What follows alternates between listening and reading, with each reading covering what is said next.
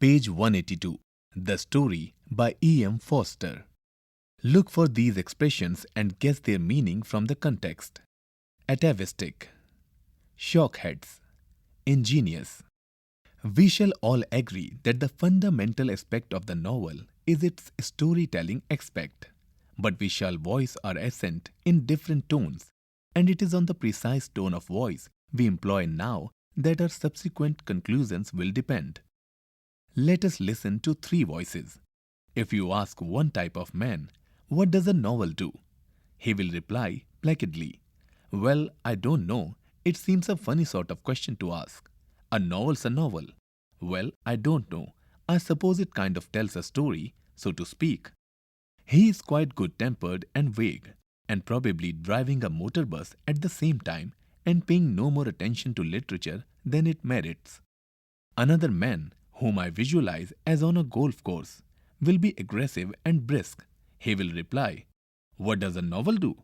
Why, tell a story, of course, and I have no use for it if it didn't. I like a story.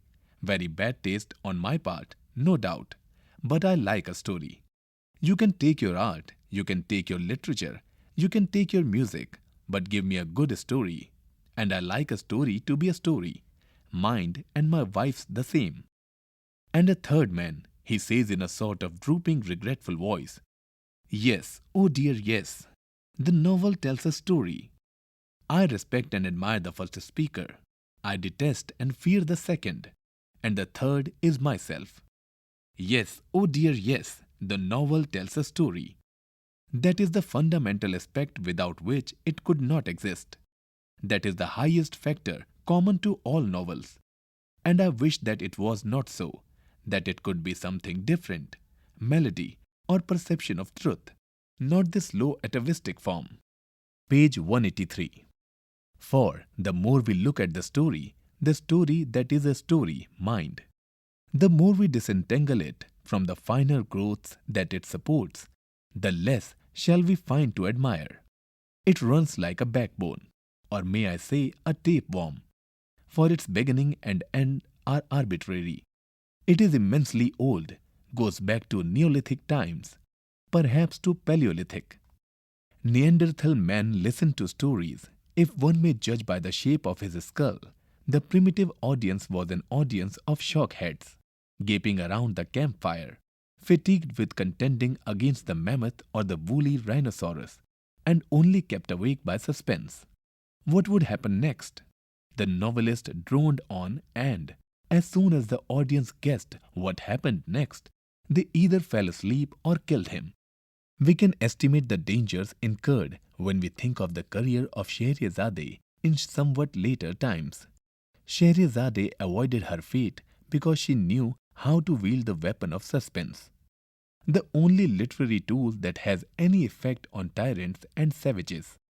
Great novelist though she was, exquisite in her descriptions, tolerant in her judgments, ingenious in her incidents, advanced in her morality, vivid in her delineations of character, expert in her knowledge of three Oriental capitals. It was yet on none of these gifts that she relied when trying to save her life from her intolerable husband. They were but incidental. She only survived because she managed to keep the king wondering what would happen next. Each time she saw the sun rising, she stopped in the middle of a sentence and left him gaping. At this moment, Scheherazade saw the morning appearing, and discreet was silent. This uninteresting little phrase is the backbone of the 1001 Nights, the tapeworm by which they are tied together, and by which the life of a most accomplished princess was preserved. We are like Scheherazade's husband in that we want to know what happens next. That is universal, and that is why the backbone of a novel has to be a story. Some of us want to know nothing else. There is nothing in us but primeval curiosity, and consequently our other literary judgments are ludicrous. And now the story can be defined. It is a narrative of events arranged in their time sequence. Page 184. Dinner coming after breakfast. Tuesday coming after Monday. Decay after death. and so on. Kua's story, it can only have one merit, that of making the audience want to know what happens next. And conversely, it can have only one fault, that of making the audience not want to know what happens next. These are the only two criticisms that can be made on the story. It is the lowest and simplest of literary organisms. Yet it is the highest factor common to all the very complicated organisms known as novels. When we isolate the story like this from the nobler aspects through which it moves and hold it out on forceps, wriggling and interminable, the naked worm of time, it presents an appearance that is both unlovely and dull. But we have much to learn from it. Let us begin by considering it in connection with daily life. Daily life is also full of the time sense. We think one event occurs after or before another. The thought is often in our minds, and much of our talk and action proceeds from that assumption. Much of our talk and action, but something which may conveniently be called value, something which is measured not by minutes or hours, but by intensity, so that when we look at our past, it does not stretch back evenly, but piles up into a few pinnacles, and when we look at the future, it seems sometimes a wall, sometimes a cloud, sometimes a sun, but never a chronological chart.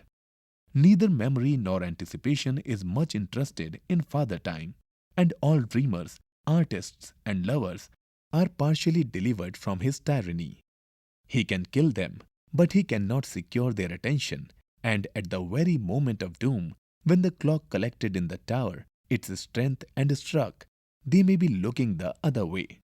So daily life, whatever it may be really, is practically composed of two lives, the life in time and the life by values. And our conduct reveals a double elegance. I only saw her for 5 minutes, but it was worth it. There you have both elegances in a single sentence. And what the story does it to narrate the life in time. And what the entire novel does, if it is a good novel, is to include the life by values as well, using devices hereafter to be examined. Page 185. It also pays a double elegance, but in it, the novel, the elegance to time is imperative. No novel could be written without it. Whereas in daily life, the elegance may not be necessary. We do not know, and the experience of certain mystics suggests, indeed, that it is not necessary, and that we are quite mistaken in supposing that Monday is followed by Tuesday, or death by decay.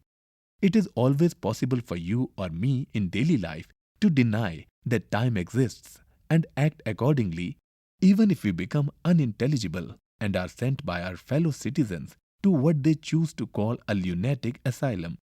But it is never possible for a novelist to deny time inside the fabric of his novel. He must cling, however lightly, to the thread of his story.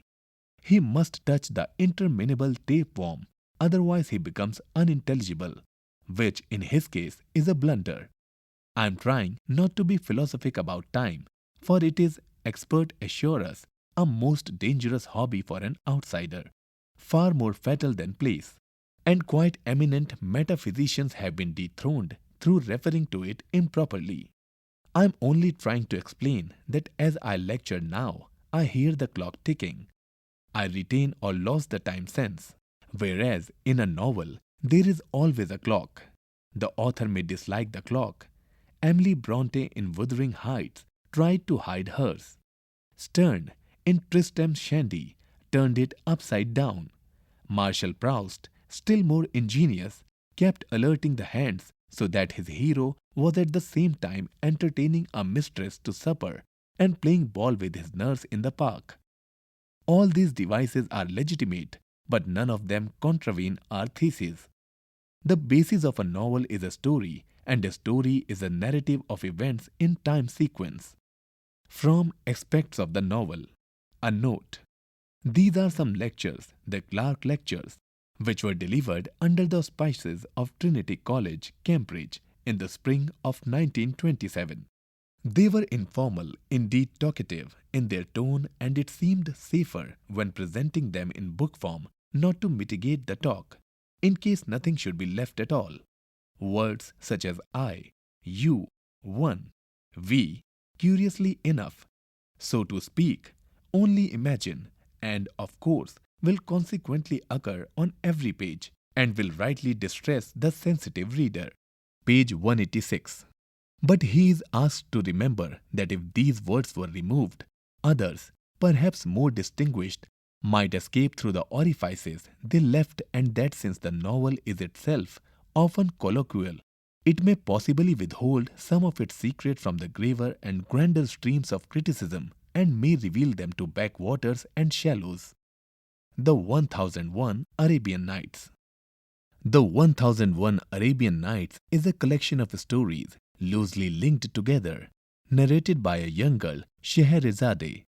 She was the daughter of the vizier or minister who had to serve a peculiar king. The king married on a daily basis. His wife was always beheaded after the wedding night. Scheherazade tells her father that she wished to marry the king. He reluctantly agrees. She tells the king an interesting story on their wedding night and makes sure to stop at an interesting point at the crack of dawn. The king is unwilling to execute her because he wants to hear the end of the story. This scheme was extremely risky, but Scheherazade is successful in continually linking stories over many nights until finally the king accepts her as his queen and stops the horrible practice of executing his wife. About the author, E. M. Forster, who lived between 1879 to 1970, a noted English author and critic, wrote a number of short stories, novels, and essays. His first novel, Where Angels Fear to Tread, was published in 1905. This was followed by Howard's End and A Passage to India, and other well-known works. The Hill of Devi, a portrait of India with a commentary, appeared in 1953. The essay presented here is an excerpt from Chapter 2 of Aspects of the Novel. Understanding the text. 1. What do you understand by the three voices in response to the question, what does a novel do? Page 187. 2. What would you say are the final growths that the story supports in a novel? 3. How does Forster trace the human interest in the story to primitive times? 4. Discuss the importance of time in the narration of a story. Talking about the text. Discuss in pairs or in small groups. 1. What does a novel do? 2. Our daily life reflects a double allegiance to the life in time and the life by values. 3. The description of novels as organisms. Appreciation. 1. How does Forster use the analogy of Scheherazade to establish his point? 2. Taking off from Forster's references to Emily Bronte, Sterne, and Proust, discuss the treatment of time in some of the novels you have read. Language work. 1. Qua story. What does the word mean? Find other expressions using the word qua. 2. Study the no two aspects of the novel given at the end. Discuss the features that mark the piece as a talk as distinguished from a critical essay. 3. Try rewriting the lecture as a formal essay and examine Forster's statement. Since the novel is itself often colloquial, it may possibly withhold some of its secrets from the graver and grander streams of criticism. Suggested reading. 1. The Craft of Fiction by Percy Lubbock. 2. The Sense of an Ending by Frank Kermode.